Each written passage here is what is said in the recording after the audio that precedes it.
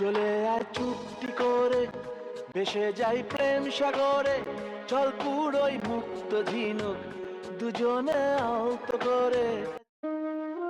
আজকের দিনটা প্রতিদিনের মতো হলেও আজকে আমার কাজের রুটিনটা একটু অন্যরকম হয়ে গেল, কারণ সকালে ঘুম থেকে উঠে ভেবেছিলাম আজকে খুব তাড়াতাড়ি আমার সব কাজকর্ম শেষ হয়ে যাবে, তারপর নিজের জন্য একটু সময় পাবো। আজকে আমি 6:30টার সময় ঘুম থেকে উঠেছি, তারপর সকাল সকাল রান্নাবান্নার কাজ শুরু করে দিয়েছিলাম। ভাত তরকারি শাক সব কিছু মিলিয়ে প্রায় 8টার মধ্যে আমার রান্নাবান্না সব কিছু কমপ্লিট হয়ে গেছিলো। বরকে খাওয়াও দিয়ে দিয়েছিলাম, আর বর দোকানের জন্য খাবারও নিয়ে চলে গেল। তখন মনে হলো আজকে তো বেশ তাড়াতাড়ি সব কাজ শেষ হয়ে গেল, এবার হয়তো নিজের জন্য একটু সময় পাবো, কিন্তু তখন কে জানতো আজকের দিনটা উল্টো দিকেই যাবে। আসলে কালকে রাতে একটা ভুল হয়ে গেছে, কালকে ভিডিও এডিট করতে বসিনি, খুব ঘুম পাচ্ছিল বলে ভাবলাম কালকে সকালে করব, কিন্তু সত্যি বলতে একটা কাজ আজকে করার কথা থাকলে সেটা কালকের জন্য রেখে দিলে পরে সেই কাজটাই কিন্তু সব কিছুকে এলোমেলো করে দেয়। আজকেও ঠিক সেটাই হলো। সকালে রান্নাবান্না শেষ করার পর ভাবলাম এবার ঘর দৌড় গুছিয়ে নেব, কিন্তু তার আগে ভিডিও এডিট করতে বসে গেলাম। আর ভিডিও এডিট করতে করতে অনেকটা সময় চলে গেল, ফলে যেসব কাজ ভেবেছিলাম সময় মতো করে ফেলবো সেগুলো সব একটু এদিক ওদিক হয়ে গেল।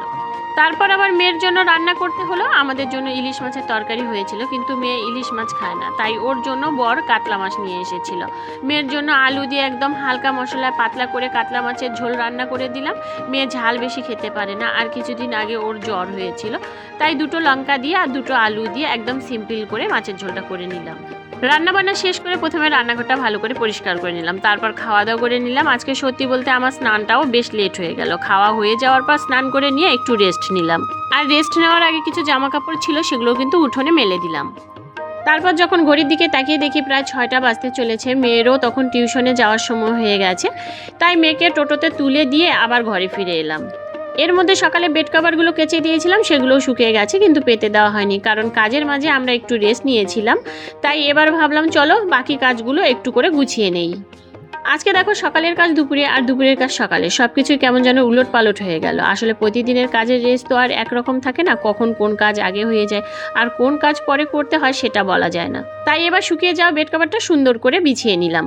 আর এর মধ্যেই দেখো বিকেল গড়িয়ে একেবারে সন্ধ্যা হয়ে এসেছে। পুকুর পাড়ের দিকে জানালাটা এবার বন্ধ করে নিলাম, কারণ সন্ধ্যার সময় জানালা খোলা থাকলে ঘরে মশা ঢুকে যায়।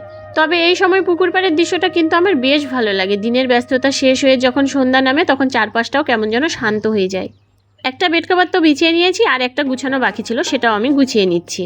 সংসারের কাজের মধ্যে এই ছোট ছোট গুছিয়ে রাখার কাজগুলো কিন্তু ঘরটাকে সুন্দর করে তোলে। তারপর ড্রেসিং টেবিলটাও গুছিয়ে নিলাম। যাই হোক, আজকে সারাদিনের কাজকর্ম করতে করতে সময়টা কখন যে চলে গেল বুঝতেই পারলাম না। নিজের জন্য সময় পাবো ভেবেছিলাম, কিন্তু শেষ পর্যন্ত সংসারের কাজ আর ভিডিও এডিটিং নিয়ে পুরো দিনটাই কেটে গেল।